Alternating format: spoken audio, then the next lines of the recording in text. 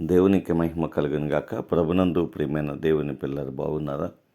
దేవుని యొక్క మహాదయని బట్టి దేవాది దేవుడు రాత్రికాల సమంతా ఆయన రెక్కల చాటున భద్రపరిచి ఉదయకాల సమయంలో చక్కటి సమయాన్ని ప్రభు మనకందరికీ అనుగ్రహించారు. లేచి ఉదయకాల సమయంలో ప్రార్థన చేసుకొని ప్రభు పాదాల చెంత మొరపెట్టి దినాన్ని ప్రారంభించారు కదూ. ఎందుకంటే ప్రతిరోజు దేవునితో మనము ప్రారంభించబడినప్పుడు, మన దినాన్ని ప్రభు సందులో ప్రారంభించినప్పుడు దేవుడే దాన్ని ముగిస్తాడు, ఆశీర్వాదకరంగా మారుస్తాడు. కనుక ఉదయకాల సమయంలో ప్రభుకు అప్పగించి దినాన్ని ప్రారంభించడానికి ప్రయత్నం చేయడం ఆశీర్వాదకరమని ప్రభు సందులో జ్ఞాపకం చేస్తూ ఉన్నాను. రండి, పరిశుద్ధ గ్రంథం నుంచి ఒక చిన్న మాట మనం జ్ఞాపకం చేసుకుందాం. కీర్తన గ్రంథము, ప్రియమైన దేవుని పిల్లలు, 116వ అధ్యాయము 5వ వచనం.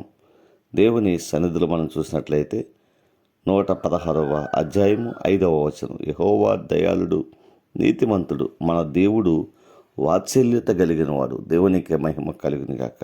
ప్రియమైన దేవుని పిల్లరా, ఆయన దయాళుడు, నీతిమంతుడు, అంతేకాదు మన దేవుడు వాత్సల్యత కలిగిన దేవుడు. ఎంత ప్రేమ అంటే ఆయనకి మనమంటే అంత ప్రేమ అండి. నిజంగా ఆయన వాత్సల్యత తల్లిదండ్రులకు మన మీద లేకపోవచ్చేమో, కానీ మన దేవునికి మాత్రం మన మీద ఉన్న ప్రేమ వాత్సల్యత ఎంత గొప్పది అంటే ఊహించలేనిదండి. అందుకే మన కొరకు తన ప్రాణాన్ని పెట్టాడండి, తన ప్రాణాన్ని దారిపోసాడండి.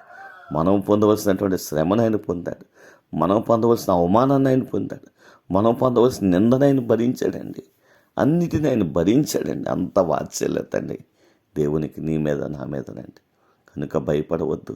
ఆయన దయ కలిగిన వాడు, వాత్సల్యత కలిగినటువంటి వాడు. కనుక అటువంటి దేవుని ఆశ్రయించి ఆయన ఇచ్చేటువంటి సంపూర్ణమైన ఆరోగ్యమును, ఆశీర్వాదాలను సమృద్ధిగా ఈ ఉదయకాల సమయంలో పొందుకోవడానికి మనమందరము సిద్ధపడదాం. అటువంటి శ్వాస జీవితాన్ని పరిశుద్ధ ఆత్మదేవుడు మీ అందరికీ అనుగ్రహించి నడిపించునుగాక. ఆమేన్.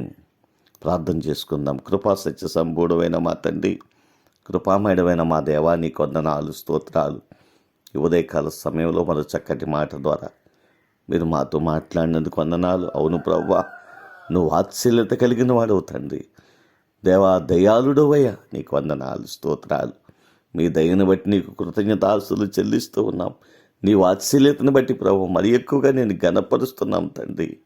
అయ్యా, ఎంత వాత్సల్యత అయ్యా, అది వర్ణింపలేని వాత్సల్యత మా పట్ల మీరు చూపించారు. మీకు వందనాలు, స్తోత్రాలు. స్థానిక సంఘాన్ని, గ్రామాన్ని కూడా దీవించండి. మా రాష్ట్రాన్ని జ్ఞాపకం చేసుకుని ఆశీర్వదించండి ప్రభు. బిడ్డలు చేస్తున్న వ్యవసాయములను, చేతి పనులను, వ్యాపారములను, ఉద్యోగములు కూడా దీవించండి, ఆశీర్వదించండి. బలహీనగా ఉన్న వారందరినీ మీ రక్తం చేత కడగండి. సంపూర్ణమైన స్వస్థత వారికి వచ్చునుగాకనే ప్రకటిస్తున్నాను. ఉద్యోగం చేసే వరకు నీ సన్నిధి తోడుగా ఉంచండి. వివాహాల కొరకు ఎదురు చూసిన బిడ్డకి వివాహాలు సిద్ధపరచండి ప్రభు. అయా, గర్భాలంలో కన్నీళ్ళు కాల్చిన బిడ్డ గర్భాలు దయచేయండి తండ్రి.